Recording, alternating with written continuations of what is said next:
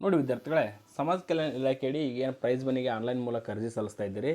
ವಿದ್ಯಾರ್ಥಿಗಳ ಒಂದು ಫಲಿತಾಂಶವನ್ನು ಈ ಒಂದು OGPA ಅಥವಾ CGPA ಮೂಲಕ ರಿಸಲ್ಟನ್ನು ಕೊಟ್ಟಿರ್ತಾರೆ. ಈ ಉದಾಹರಣೆಗೆ VTU ಅಂದರೆ ವಿಶ್ವೇಶ್ವರಯ್ಯ ಟೆಕ್ನಾಲಜಿ ಯೂನಿವರ್ಸಿಟಿ ಏನಿದೆ, ಆ VTU ಯೂನಿವರ್ಸಿಟಿ ಇರ್ಬೋದು, ಕೆಲವೊಂದಿಷ್ಟು ಟೆಕ್ನಿಕಲ್ ಅಂದರೆ ತಾಂತ್ರಿಕ ಕೋರ್ಸ್ಗಳ ಒಂದು ರಿಸಲ್ಟನ್ನು ಈ ಒಂದು CGPAಯಲ್ಲೇ ಬಿಡುಗಡೆ ಮಾಡಿರ್ತಾರೆ. ಆಗ ವಿದ್ಯಾರ್ಥಿಗಳು ಏನು ಎಂಟ್ರಿ ಮಾಡಬೇಕು ಅನ್ನೋದನ್ನು ಮಾಹಿತಿಯನ್ನು ಇಲ್ಲಿ ತಿಳಿಸ್ಕೊಡ್ತೇನೆ. ನೋಡಿ ವಿದ್ಯಾರ್ಥಿಗಳೇ, ಇಲ್ಲಿ ಕ್ಲಿಯರ್ ಕಟ್ ಆಗಿ ಕೊಟ್ಟಿದ್ದಾರೆ.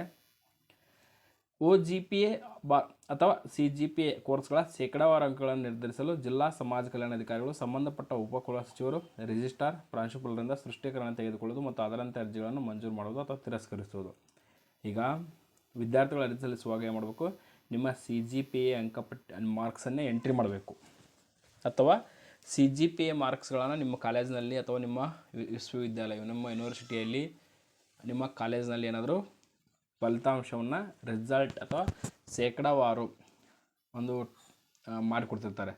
ಆ ಶೇಕಡಾವಾರು CGPAಯಿಂದ ಶೇಕಡಾವಾರು ಮಾಡಿಕೊಟ್ರೆ ಅಂತೂ ತುಂಬ ಒಳ್ಳೆಯದು. ಮಾಡದೇ ಇದ್ದರೆ ನೀವು CGPAಯನ್ನು ಎಂಟರ್ ಮಾಡಿ ಅವ್ರೇನು ಮಾಡ್ತಾರೆ, ನಿಮ್ಮ ಅರ್ಜಿಯನ್ನು ಅಪ್ರೂವಲ್ ಮಾಡಬೇಕಾದ್ರೆ ನಿಮ್ಮ ಯೂನಿವರ್ಸಿಟಿಯ ಉಪಕುಲಸಚಿವರು ಅಥವಾ ಸಬ್ ರಿಜಿಸ್ಟ್ರಾರ್ ಅಂತ ಕರಿತೀವಿ ನಾವು, ಅವರಿಗೆ ಅಥವಾ ಪ್ರಾಂಶುಪಾಲರಿಗೆ ಆ ಒಂದು ಮಾಹಿತಿಯನ್ನು ಕಳಿಸ್ತಾರೆ. ನಿಮ್ಮೆಲ್ಲ ಮಾರ್ಕಸ್ ಕಾರ್ಡ್ಗಳನ್ನು ಕಳಿಸಿ ಒಂದು ಸ್ಪಷ್ಟತೆಯನ್ನು ಪಡ್ಕೊಂಡು ನಿಮ್ಮ ಒಂದು ಅರ್ಜಿಯನ್ನು ಅಪ್ರೂವಲ್ ಮಾಡ್ತಾರೆ.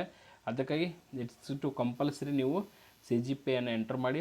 ಒಂದು ವೇಳೆ ಅದು ಇಲ್ಲ, ಮಾಹಿತಿ ನಮಗೆ ಇಲ್ಲ, ಕಾಲೇಜಿನಲ್ಲಿ ಶೇಕಡಾವಾರು ಫಲಿತಾಂಶವನ್ನು ತಿಳಿಸ್ಕೊಡ್ತಾರೆ ಅಂದರೆ ಅದನ್ನು ಕೂಡ ಎಂಟರ್ ಮಾಡ್ಬೋದು ವಿದ್ಯಾರ್ಥಿಗಳು. ನಿಮ್ಗೇನಾದರೂ ಡೌಟ್ಸ್ ಇದ್ದರೆ ಕಮೆಂಟ್ಸ್ ಮಾಡಿ, ತಿಳಿಸ್ಕೊಡ್ತೇನೆ ಅಂತ ಹೇಳಿ. Thank you for watching this video.